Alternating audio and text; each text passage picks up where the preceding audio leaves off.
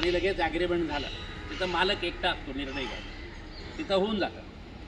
तिथं पण आम्हाला मोठ्या कंपन्यामध्ये सॅमसोनाइट किंवा सीए टायरसारख्या कंपनीमध्ये काय होतं, पहिल्यांदा अगोदर चर्चा होते, 2-3 दिवसाचा संप करून मग आपण थांबून घेतो. मग ते म्हणतात आम्हाला 15-20 दिवस द्या, आम्ही कॉर्पोरेटशी बोलून ठरवतो.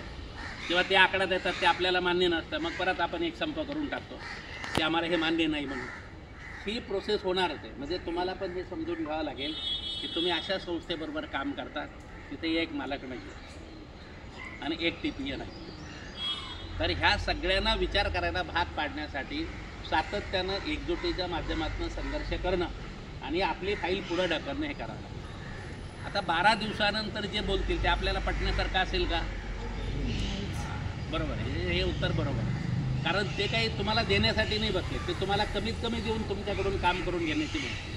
परंतु 12 तारखेला समजा जे प्रस्ताव देतील तो प्रस्ताव आपल्याला मान्य नाही मान्य, आपल्याला त्याच्याबद्दलची चर्चा करायची, बरोबर आहे की नाही? तर ते सहजासहजी कोणीच काही देत नाही, हे नीट लक्षात घ्या. आपल्या सगळ्या सभासदांनी हे क्लिअर सांगावं लागेल, ते सहजासहजी देत नाही.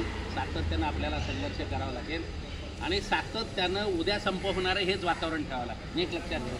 तुम्ही म्हणता मग आपल्याला आता समजा नसतं बोलवलं त्यांनी तर संप झाला असतं की नाही?